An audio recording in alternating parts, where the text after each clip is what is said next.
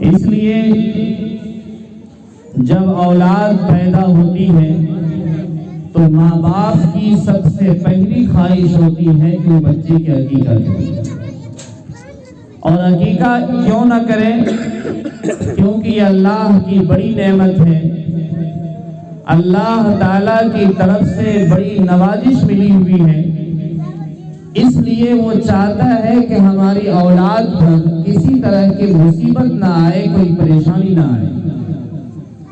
جب ان کے نام سے عقیقہ کر دیا جاتا ہے تو اللہ تعالیٰ اس پر آنے والے مصائب کو ان سے دور کر دیتے ہیں، ان کے اوپر جو پریشانیاں آنے والی ہوتی ہیں، مصیبتیں آنے والی ہوتی ہیں، اس کو ان سے دور کر دیا جاتا ہے، اور وہ اولاد کل قیامت کے دن اللہ کے دربار میں کھڑی ہوگی تو اپنے ماں باپ کے لیے سفارش کرے گی، اور اس وقت تک جنت میں داخل نہیں ہوگی جب تک ماں باپ کو لے کر جنت میں نہیں چلی جائے گی۔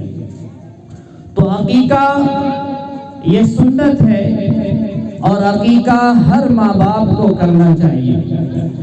اب یہاں پر دو باتیں یاد رکھنا چاہیے۔ ایک بات تو یہ ہے کہ عقیقہ بعض لوگ لڑکوں کا کرتے ہیں اور لڑکیوں کا نہیں کرتے، اس لیے کہ جب بیٹا پیدا ہوتا ہے تو خوشی کا اظہار کیا جاتا ہے، اور جب بیٹی پیدا ہوتی ہے تو ماتم سوار ہو جاتا ہے۔ وَإِذَا بُشِّرَ أَحَدُهُمْ بِالْأُنثىٰ ظَلَّ وَجْهُهُ مُسْوَدًّا وَهُوَ كَظِيمٌ، جب اسے بیٹی کی خوشخبری دی جاتی ہے، ہاسپٹل میں یا گھر میں بیٹی پیدا ہوتی ہے اور باپ کے کانوں میں یہ صدا دی جاتی ہے کہ آپ کو بیٹی ہوئی ہے، اللہ کی رحمت ہوئی ہے، تو ظَلَّ وَجْهُهُ مُسْوَدًّا وَهُوَ كَظِيمٌ، ان کا چہرہ بوجھل ہو جاتا ہے، شرم کے مارے کالا پڑ جاتا ہے، اور ایسا لگتا ہے جیسا کہ دوسرے کے سامنے اپنا چہرہ دکھانا نہیں چاہتا ہے۔ حالانکہ بیٹا ہو یا بیٹی ہو، یہ دونوں اللہ کی نعمت ہے، اور اللہ تعالیٰ جسے چاہتا ہے یَهَبُ لِمَن يَشَاءُ إِنَاثًا وَيَهَبُ لِمَن يَشَاءُ الذُّكُورَ، اللہ جسے چاہتا ہے بیٹیاں دیتا ہے، اور اللہ جسے چاہتا ہے بیٹا دیتا ہے۔ اگر کسی کو اللہ نے 3 بیٹیاں دے دی اور وہ تینوں کی صحیح تربیت کرتا ہے، قرآن و حدیث کی تعلیم دیتا ہے، اور وقت پر ان کی شادی کرا دیتا ہے، تو ہم سب کے آقا سرور کائنات جناب محمد رسول اللہ صلی اللہ علیہ وسلم نے فرمایا کہ میں اور وہ والدین جس نے اپنے 3 بیٹی کی پرورش کی ہے اور تربیت دی ہے اور وقت پر ان کی شادی کر دی ہے، جنت میں ایسے رہیں گے جیسے یہ دونوں انگلیاں آپس میں ملی ہوئی۔ جس طرح سے یہ شہادت کی انگلی اور بیچ کی انگلی بالکل ملی ہوئی ہے، ہم سب کے آقا نے فرمایا کہ جنت میں ایسے رہیں گے اگر کسی والدین نے اپنی بیٹی کی صحیح تربیت کیا اور وقت پر ان کی رشتہ ڈھونڈ کر کے شادی کر دی۔ پڑوس ملک سے ایک نہایت گھنونا واقعہ پیش آیا۔ ایک معصوم بچی پیدا ہوئی، اس معصوم بچی کی عمر صرف 6 دن کی تھی، اس بچی کی عمر صرف 6 دن کی تھی۔ بے شرم اور بے غیرت باپ نے سفاکیت کا ایسا گھنونا واقعہ پیش کیا کہ انہوں نے اپنی بچی کو ماں کے گود سے چھین کر باہر پھینک دیا، اور اس کے بعد اس بچی کے سینے میں 6 گولیاں ڈال دی، اور وہ بچی معصوم بچی اللہ کی طرف سے جو رحمت کی شکل میں دی گئی تھی، اس معصوم بچی کے سینے کو چھلنی کر دیا، اور وہ معصوم بچی اللہ کے دربار میں پہنچ گئی۔ یہ واقعہ کوئی نیا واقعہ نہیں ہے۔ آپ صلی اللہ علیہ وسلم جب تشریف لائے تھے، مکہ المکرمہ کا یہی واقعہ تھا۔ جب بیٹی پیدا ہوتی تو اسے زندہ دفن کر دیا جاتا تھا. معصوم بیٹیوں کو بلی چڑھا دیا کرتے تھے اور لڑکیوں کو مرد کا غلام سمجھا جاتا تھا. بہت زیادہ بے حیائی ہو گئی تھی اور عورتوں کا کوئی سماج میں عزت نہیں تھا. استعمال کرنے کی چیز اسے سمجھا جاتا تھا. لیکن قربان جائیے شہنشاہ کونین جناب محمد رسول اللہ صلی اللہ علیہ وسلم نے بیٹی کو سب سے بڑا مقام دیا اور اپنے نواسی کو ظہر کی نماز میں کندھے پر بیٹھا کر کے 4 رکعت نماز امت کو پڑھایا اور پڑھا کر کے اس بات کا ثبوت دیا کہ لڑکی سے جتنی زیادہ محبت کرنی چاہیے اتنی زیادہ لڑکے سے بھی نہیں کرنی چاہیے. اپنے نواسی کو کندھے پر بیٹھا کر کے 4 رکعت ظہر کی نماز پڑھی. جب رکوع میں جاتے تو اٹھا کر بغل میں رکھ دیتے. سجدہ سے جب اٹھنے لگتے تو آپ اپنے نواسی کو اپنے کندھے پر سوار کر لیتے تھے. یہ آپ صلی اللہ علیہ وسلم کی محبت ہے. آپ کی 4 صاحبزادیاں ہیں، حضرت فاطمہ، حضرت ام کلثوم، حضرت رقیہ، حضرت زینب. تاریخ گواہ ہے آپ صلی اللہ علیہ وسلم کو 3 بیٹے ہوئے تھے اور بچپن میں ہی اللہ نے تینوں کو اٹھا لیا اور 4 بیٹیاں تھی جو آپ کے ساتھ زندگی بسر کی.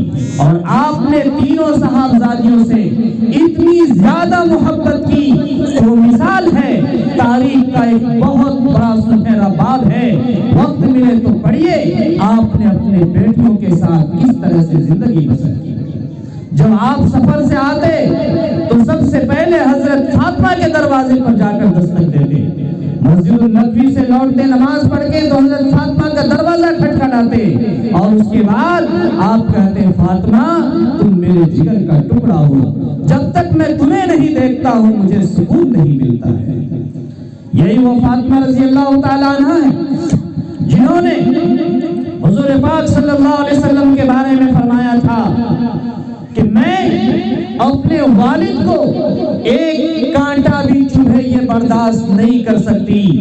جن کے پاس بیٹی ہے اور درد رکھنے والا باپ جن کے سینے میں جگر ہے وہ جانتا ہے بیٹی کی محبت کس قدر ہوتی ہے. اور بیٹی اپنے باپ سے جس درجے کی محبت کرتی ہے بیٹا اس مثال پر کبھی نہیں اتر سکتا ہے، کبھی نہیں اتر سکتا ہے. آج بھی وہی واقعہ پیش آ رہے ہیں. زمانہ جاہلیت کے اندر لڑکیوں کو زندہ دفن کیا جاتا تھا کہ ہم ان کی شادی دوسرے سے کیسے کریں گے.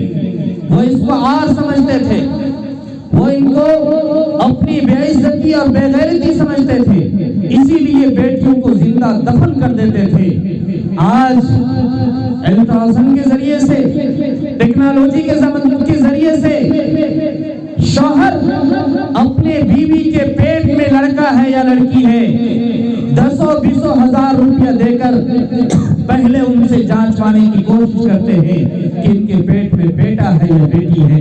اگر بیٹی ہوتی ہے تو اسے زندہ پیٹ سے پیدا ہونے سے پہلے ان کو نکال دیا جاتا ہے، ان کو مار دیا جاتا ہے. زمانے جاہلیت کے اندر پیدا ہونے کے بعد دفن کیا جاتا تھا اور آج اس سے بھی بھیانک منظر آ گیا ہے کہ پیدا ہونے سے پہلے ہی اس کو زندہ دفن کر دیا جاتا ہے. کیا آپ یہ سمجھتے ہیں کہ جس لڑکی کو زندہ دفن کیا جا رہا ہے، پیٹ سے ساقط کیا جاتا ہے، کیا اس کی زندگی ختم ہو جاتی ہے؟ نہیں، اس کے بارے میں آپ تصور نہیں کر سکتے. وہ لڑکیاں اپنے روح میں اپنے روح کے ساتھ زندہ ہے اور وہ ہر تماشا دیکھ رہی ہے. کل قیامت کے دن اللہ کے دربار میں وہ بیٹیاں کھڑی ہو جائے گی. وَإِذَا الْمَوْءُودَةُ سُئِلَتْ بِأَيِّ ذَنبٍ قُتِلَتْ. جس لڑکیوں کو پیدا ہونے سے پہلے یا پیدا ہونے کے بعد زندہ دفن کیا جاتا ہے وہ قیامت کے دن اللہ کے سامنے کھڑی ہوگی اور اللہ سے کہے گی اس جرم کی وجہ سے مجھے زندہ دفن کیا جاتا تھا. وہ بیٹیاں قیامت کے دن والدین کی گریبان پکڑ لیں گے اور کہیں گے کہ انہوں نے مجھے زندگی نہیں جینے دیا۔ اے اللہ، جب کھلاتا تو تھا، جب پیدا تو نے کیا تھا، تو پھر یہ کون ہوتے تھے ان کو زندہ دفن کرنے والے؟ وَإِذَا بُشِّرَ أَحَدُهُمْ بِالْأُنثَىٰ ظَلَّ وَجْهُهُ مُسْوَدًّا وَهُوَ كَظِيمٌ۔ جب بیٹیوں کی خوشخبری سنائی جاتی ہے، بیٹی اللہ کی رحمت ہوتی ہے، تو ان کے چہرے بوجھل ہو جاتے ہیں اور شرم کے مارے سر جھک جاتا ہے۔ نہایت گھنونا یہ حرکت ہے، کیونکہ بیٹا ہو یا بیٹی ہو، یہ اللہ کی بڑی نعمت ہے، اس کی اہمیت کو سمجھنا چاہیے، ان کا احترام کرنا چاہیے۔ کسی مرد کا اگر شادی نہ ہو تو اس وقت سمجھ میں آئے گا کہ بیٹی کی قدر کیا ہوتی ہے۔ اگر کوئی ماں اپنے بیٹے کو جنم نہ دے، اس وقت سمجھ آئے گا کہ ایک عورت کی اہمیت کیا ہے۔ اگر کوئی ماں اپنے بیٹے کو دودھ نہ پلائے، اس وقت ساری دنیا کی آنکھوں میں آنسو آ جاتا ہے کہ آپ کا ہی لگتے جگر ہے اور اپنے بیٹے کو دودھ آپ کیوں نہیں پلاتے ہیں؟ جس کو آپ نے اپنی ماں تسلیم کیا ہے، جس کو آپ نے اپنی بیوی تصور کیا ہے، جس کو آپ نے اپنی بہن تصور کیا ہے، وہ بھی کسی نہ کسی کی بیٹی ہے، وہ بھی کسی نہ کسی کی بیٹی ہے۔ اس لیے بیٹیوں کی عزت کو بڑھائیے، بیٹیوں کا احترام کیجیے اور بیٹے سے زیادہ خیال رکھیے، کیونکہ بیٹی اپنے ماں باپ کی جتنی زیادہ خیال رکھتی ہے اتنی زیادہ کوئی اور نہیں رکھ سکتا ہے۔ یہ ایک تجربے کی بات کہہ رہا ہوں، یہ تجربے کی بات ہے۔ بیٹی سسرال کے اندر ہو اور ان کو یہ پتہ چل جائے کہ میرے والد صاحب کی طبیعت خراب ہے، وہ رات بھر جاگ کر اپنے شوہر سے خصامت کر کے آ جاتی ہے، کھانا ان کا حرام ہو جاتا ہے، کھانا نہیں کھاتی، اور جب تک ان کو ان کے والد کے پاس نہ پہنچا دے وہ بھوکی رہنا پسند کرتی ہے اور تڑپتی رہتی ہے کہ کس طرح سے ہم والد کی جا کر کی خدمت کریں اور ان کی طبیعت خراب ہو ان کی عیادت کریں۔ آپ کو معلوم ہے جب بیٹی گھر سے ودا ہوتی ہے تو کون سا پتھر دلی انسان ہوگا جن کا دل نہ پھٹتا ہو، جن کی آنکھوں میں آنسو نہ آتا ہو۔ یہ منظر ہر آدمی کے سامنے ہوتا ہے، چاہے وہ اپنا ہو چاہے وہ بیگانہ ہو، ہر ایک کا دل پھٹ جاتا ہے جو اپنی بیٹی کو ودا کرتے ہیں یا اپنی بہن کو ودا کرتے ہیں۔ احساس رکھنے والا انسان اس کا تصور کر سکتا ہے۔ بیٹی جو اپنے گھر کو سجا کر رکھتی ہے، اپنے گھر کو جو جنت نما بنا کر کے رکھتی ہے، وہ کوئی اور نہیں رکھ سکتا ہے۔ اس لیے شاعر نے کہا ہے، فرمانے سرکار ہے بیٹی رحمت بن کر آتی ہے، گھر آنگن کو پیار سے اپنے بڑھ کر خوب سجاتی ہے، اب نہ کوئی اپنی بیٹی کو زندہ کرے درگور، محمد آئے بھولے۔ آپ صلی اللہ علیہ وسلم کی بعثت کا مقصد یہ تھا کہ عورتوں کو مقام دے، کیونکہ بیوہ ہو جاتی تھی جلا دیا جاتا تھا، سماج سے بھگا دیا جاتا تھا۔ آپ نے سب سے پہلی خاتون 40 سال کی بیوہ عورت سے شادی کیا تاکہ لوگوں کو یہ بتائے کہ سماج جس بیوہ کو اپنے سماج سے بائیکاٹ کر رہا ہے، محمد یعنی وقت کا پیغمبر آخری نبی ان کے سر پر رحمت اور شفقت کا ہاتھ رکھ کر کے اس امت کی ماں بنا رہا، اس امت کی ماں بنا رہا۔ اور جس خاتون کے سروں سے دوپٹے کو ہٹایا جاتا تھا، بازار کی انہیں نمائش بنایا جاتا تھا، ان کے سر پر آپ نے دوپٹہ رکھا، انہیں عزت کا مقام دیا اور کہا کہ اگر وہ تمہاری بیٹی ہے تو صحیح تربیت کر کے شادی کر لو، جنت کے اندر داخل ہو جاؤ گے۔ اگر تمہاری بہن ہے تو بہترین جگہ ان کی شادی کر لو، تربیت کر کے قرآن حدیث کا علم دے کر کے تم جنت میں داخل ہو جاؤ گے۔ اگر وہ عورت تمہاری بیوی ہے تو ان کے ساتھ سب سے بہترین بہترین سلوک کرو، انہیں تکلیف نہ پہنچاؤ۔ جس طرح تمہاری بہن کو کوئی تکلیف پہنچائے تو تم برداشت نہیں کر پاؤ گے، تمہاری بیٹی کو کوئی تکلیف پہنچائے تم برداشت نہیں کر پاؤ گے، تمہاری ماں کو کوئی مارے تم برداشت نہیں کر پاؤ گے، تم جس بیوی کو لائے ہو وہ بھی کسی کی بیٹی ہے، انہیں تم نہ کر پاؤ، انہیں تم نہ ستاؤ۔ سب سے بہترین اخلاق والا انسان وہ ہے جو اپنی بیوی کے ساتھ سب سے بہترین سلوک کرتا ہے، سب سے بہترین سلوک کرتا ہے۔ اور آپ کو معلوم ہے کہ ماں کا درجہ یہ ہے کہ ماں کے قدموں کے نیچے جنت ہے۔ بیٹی کا بھی مقام، بہن کا بھی مقام، بیوی کا بھی مرتبہ اور ماں کا بھی مرتبہ، تینوں کا مقام آپ صلی اللہ علیہ وسلم نے بڑھایا۔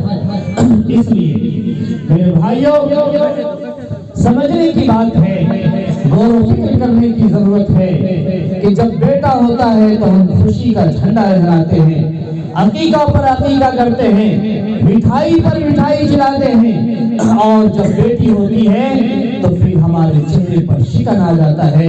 یہ اللہ کی نعمت کی بڑی توہین ہے، یہ اللہ کی نعمت کی بڑی توہین ہے۔ جب اللہ بیٹی دینا چاہتا ہے، جب اللہ آپ سے خوش ہے تو پھر آپ کو اس سے نفرت کیوں ہے، آپ کو ان سے دشمنی کیوں ہے، آپ کو ان سے اتنی زیادہ گھبراہٹ کیوں ہے؟ بیٹا ہو یا بیٹی ہو، اللہ کی بڑی نوازش ہے، اللہ کی بڑی نعمت ہے۔ بس یہ سوچنا چاہیے کہ ہم بھی اپنے حکم سے نہیں آئے ہیں، اور جو بیٹیاں آ رہی وہ بھی اپنے حکم سے نہیں آ رہی ہے، بلکہ اللہ تعالیٰ دے رہے ہیں۔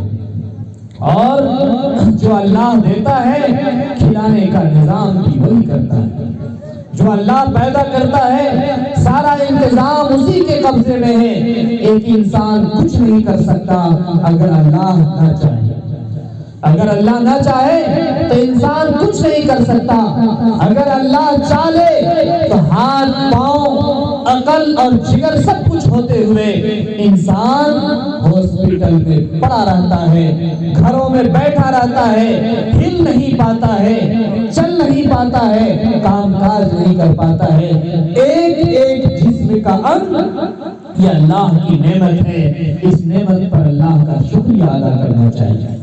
ایک بات تو یہ ہے کہ بیٹا ہو یا بیٹی ہو دونوں پر خوشی کا اظہار ہونا چاہیے، اور عقیقہ دونوں کا ہونا چاہیے۔ اگر بیٹا ہے تو اس کے لیے 2 حصہ، بڑا ہے تو، اور اگر چھوٹا جانور ہے تو اس کے لیے 2 کھسی، اور اگر بیٹی ہے تو بڑا میں 1 حصہ اور چھوٹا جانور ہے تو اس میں 1 کھسی۔ اگر بیٹی ہے اور بیٹا میں 2 حصہ یا 2 کھسی، اور بیٹی ہے تو 1 حصہ یا 1 کھسی۔ ایک کام یہ، اور دوسرا کام یہ ہے کہ اللہ تعالیٰ نے ہم سب کو آخری نبی کی امت بنایا۔ کس کا؟ آخری نبی کی آخری امت بنایا۔ ثم اورثنا الکتاب الذین اصطفینا من عبادنا، اللہ تعالیٰ فرماتے ہیں ہم نے تمہیں قرآن کا وارث بنایا ہے۔ کس کا؟ قرآن کا وارث بنایا، اور قرآن اللہ کا کلام ہے، اللہ کا قرآن کلام ہے، اور کلام کا جب ہمیں وارث بنایا ہے تو ایک ایک مسلمان کی ذمہ داری ہے کہ قرآن شریف کو وہ پڑھے۔ ایک ایک مسلمان کی ذمہ داری ہے قرآن پڑھنے کے لیے وہ سیکھے۔ اور استفینا، اللہ تعالیٰ فرماتے ہم نے تمہیں منتخب کر لیا ہے، آخری امتی میں پیدا ہونے کے لیے ہم نے تمہارا انتخاب کر لیا ہے۔ اللہ چاہتا تو قوم نوح میں پیدا کر دیتا، اللہ چاہتا تو بنی اسرائیل میں پیدا کر دیتا، اللہ چاہتا تو اولاد فرعون میں پیدا کر دیتا اور عذاب میں ملوث کر دیتا، لیکن اللہ تعالیٰ نے ہم سب کا انتخاب کیا ہے۔ کیا کیا ہے؟ چن لیا ہے اس امت کے لیے، اور اس امت کے اوپر اگر ظلم و ستم پر نہ اترے تو اس پر عذاب نہیں آئے گی، عذاب نہیں آئے گی۔ جب اللہ نے اس امت کو چنا ہے، انتخاب کیا ہے، تو ہم میں سے ہر ایک کی ذمہ داری بنتی ہے کہ ہم خیر کا کام کریں۔ کیا کریں؟ خیر کا کام کریں، بھلائی کا کام کرے، سماج میں لوگوں کو سدھارنے کا کام کرے، بگاڑنے کا کام نہ کرے، برباد کرنے کا کام نہ کرے، فساد برپا کرنے کا کام نہ کرے، اجاڑنے والا کام نہ کرے، بلکہ اصلاح کا کام کرے، تقوی اور صلاح کا کام کرے۔ اس سے کیا ہوگا؟ اگر آپ نے 10 نوجوان کو سدھار دیا، 10 خاتون کو سدھار دیا، 10 مرد کو سدھار دیا، جب تک وہ 10 مرد نماز پڑھتا رہے گا، جب تک اس کی نسل نماز پڑھتی رہے گی، اس کی نسل نماز پڑھتی رہے گی، ہم اور آپ قبر میں چلے جائیں گے، اس کا ثواب قبر میں ملتا رہے گا، اس کا ثواب قبر میں ملتا رہے گا۔ اس لیے میرے بھائیوں، اللہ نے جو مختصر زندگی دیا ہے، ہم اس میں یہ سوچیں کہ ہم اپنے لیے کون سا کام دنیا میں کیے۔ کماتا سب، گھر سب بناتا ہے، اپنی دنیاوی زندگی کے لیے ہر آدمی سوچتا ہے، لیکن آخرت کے لیے ہم نے کیا کام کیا ہے، کیا سوچا ہے، کیا حق ادا کیا ہے، اسلام کے لیے ہم نے کون سا کام کیا ہے، اللہ کی رضامندی کے لیے ہم نے کیا کام کیا ہے، اور قبر میں ہم جب چلے جائیں گے تو قبر میں ہمیں کون سا ثواب ملے گا، کون سی ایسی نیکی ہم کر کے آئے ہیں کہ جس کا اجر قبر میں ہم کو ملتا رہے گا، اس کے لیے ہم کون سا کام کر کے آئے، اس کے لیے ہمیں سوچنا ہے، اس کے لیے ہمیں سوچنا ہے۔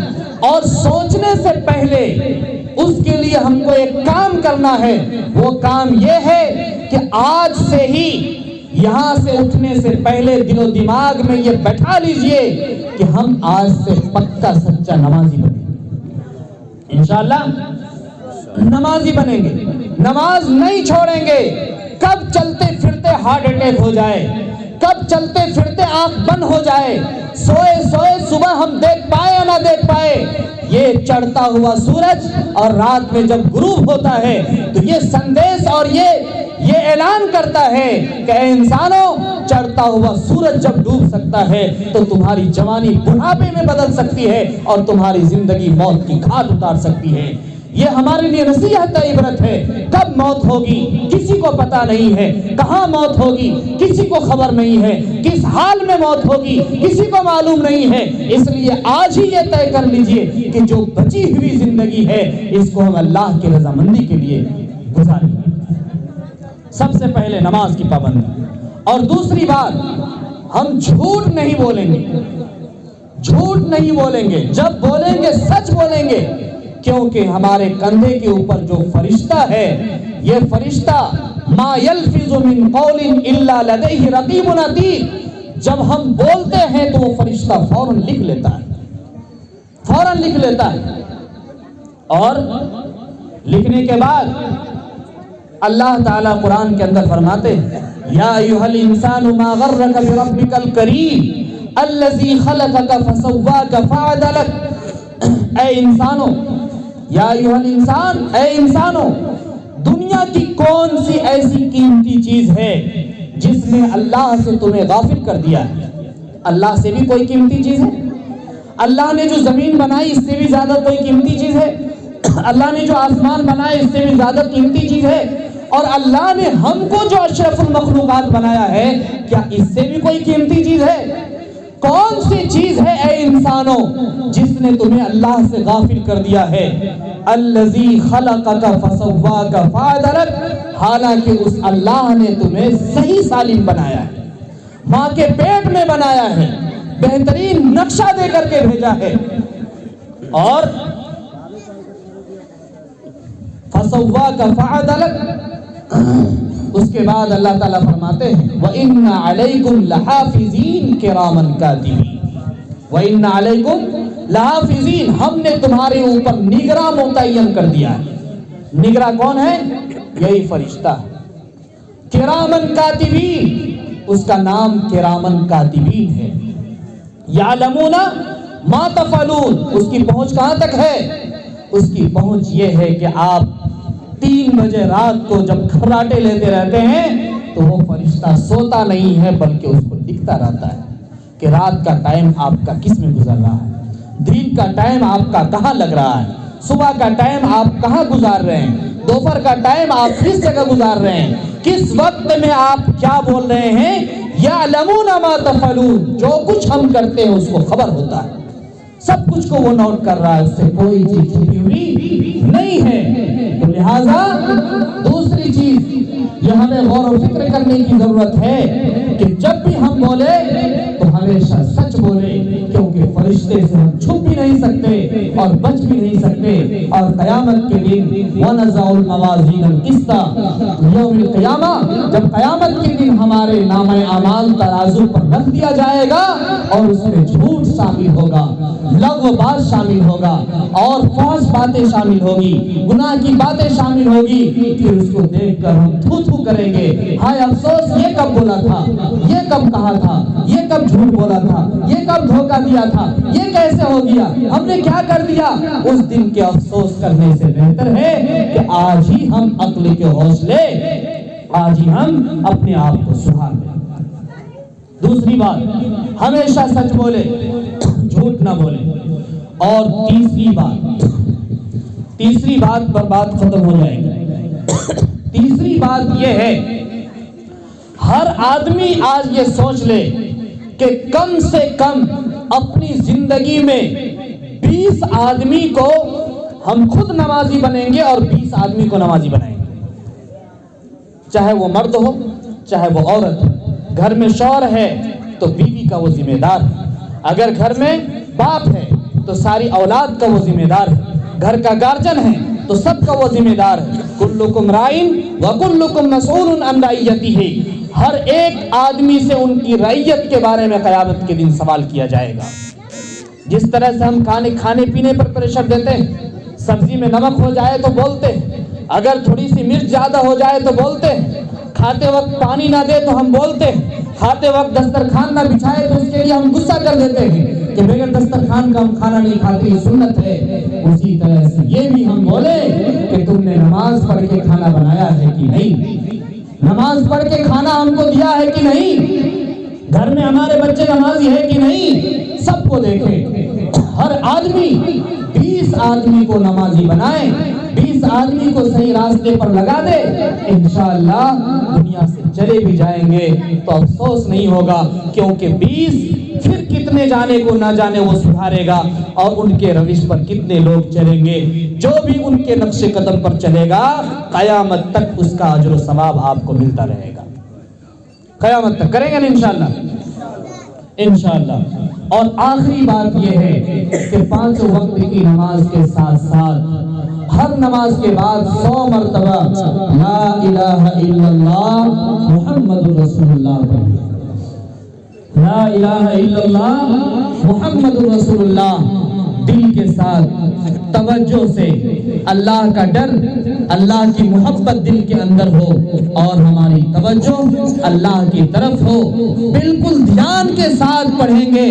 जैसे ला इलाहा का ज़र्ब लगेगा वैसे ही दिल की गंदगी खत्म होती चली जाएगी। जिस तरह साबुन लगाकर बरस मारा जाता है कपड़े पर तो कपड़े की गंदगी खत्म होती है, ऐसे ही हर नमाज के बाद जब कलमा का रट लगाएंगे तो दिल से गंदगी खत्म होएगी और अल्लाह की मोहब्बत दिल में नूर बन के पैदा होगा और आमाले सालिहा की तरफ ये नूर इंसान को खींचता चला जाएगा। और उसके बाद जो हर नमाज के बाद 100 मरतबा कलमा तय्यबा पढ़ेगा तो एक दिन में कितने बार हो गया, एक दिन में क्या बार होगा, 500 बार। 5 नमाज के बाद 500 मरतबा अगर कलमा ला इलाहा इल्लल्लाह मोहम्मद रसूलुल्लाह पढ़ेगा, एक नमाज में 100 बार, 2 में दूसरी 200 बार, 3 में 300 बार, 4 में 400 बार, 5 में 500 बार। जो आदमी हर नमाज के बाद हर दिन 500 मरतबा ला इलाहा इल्लल्लाह पढ़ेगा तो आप मुझे बताइए मरते वक्त कलमा जबान पर आएगा कि नहीं आएगा? आएगा ना।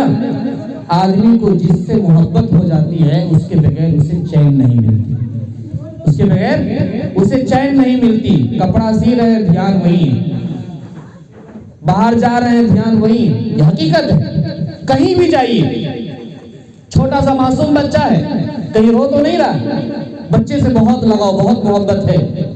घर में पता नहीं بیوی اچھا کھائی کہ نہیں، 3-4 دن سے ہم باہر میں ہیں، ہماری ماں کو وقت پر دوا ملا کہ نہیں، ہمارے والد صاحب کا خیال ہوا کہ نہیں. ایسا ہوتا ہے کہ نہیں ہوتا ہے؟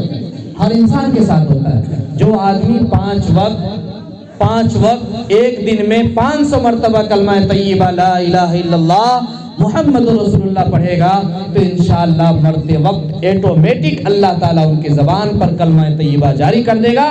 اور مرتے وقت جس کی زبان پر کلمہ طیبہ جاری ہوگا، اللہ کے نبی صلی اللہ علیہ وسلم نے فرمایا کہ فدخل الجنہ، وہ جنت کے اندر داخل ہو جائے گا. مرتے وقت جس کو کلمہ نصیب ہو گیا وہ جنت میں داخل ہو جائے گا. تو پڑھیں گے نا انشاءاللہ.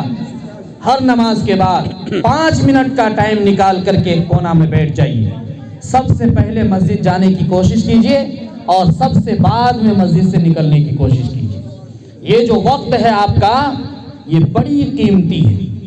دنیا کے اندر سونے کا محل، سونے پر محل بناتے جائیے، 100 منزل بنا لیجئے، اس کی قیمت، اس کی قدر ایک طرف، اور مسجد کے اندر جو آپ نے بیٹھ کر کے کچھ ٹائم گزارا ہے اس کی قیمت ایک طرف. سارے پلہ میں اس کو رکھ دیجئے، دنیا کے سونے کا محل کو اور کلمہ طیبہ کو ایک پلہ میں رکھ دیجئے تو زمین آسمان کا وزن اوپر ہو جائے گا اور کلمہ طیبہ کا وزن نیچے چلا جائے گا. یہ اتنا وزنی کلمہ ہے، اس لیے اس کلمہ کو پڑھیں گے نا انشاءاللہ. ہر آدمی 500 مرتبہ ہر دن میں پڑھنا ہے انشاءاللہ. بڑا فائدہ ہوگا، لطف آئے گا، نظر پاک ہوگا، دل پاک ہوگا، ذہن پاک ہوگا، ہر ایک چیز پاک ہو جائے گا. اور جس کا دل اور ایمان پاک ہو جائے تو پھر اللہ تعالیٰ اس دل میں بس جاتے ہیں. اور جس دل میں اللہ بستا ہے اس میں شیطان نہیں بستا. جو گھر اندھیرا ہوتا ہے اس میں شیطان ہوتا ہے، اور جو گھر اجالا ہوتا ہے اس میں کون ہوتا ہے؟ فرشتہ ہوتا ہے. تو لہٰذا اپنے دل میں کلمہ پڑھ کر کے اللہ کو بسائیے.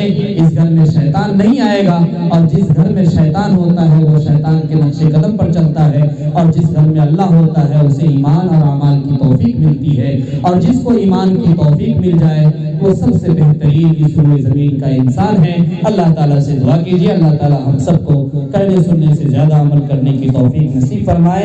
اللہ تعالیٰ کہی ہوئی باتوں پر ہم سب کو عمل کرنے کی توفیق نصیب فرمائے. وما علینا الا البلاغ.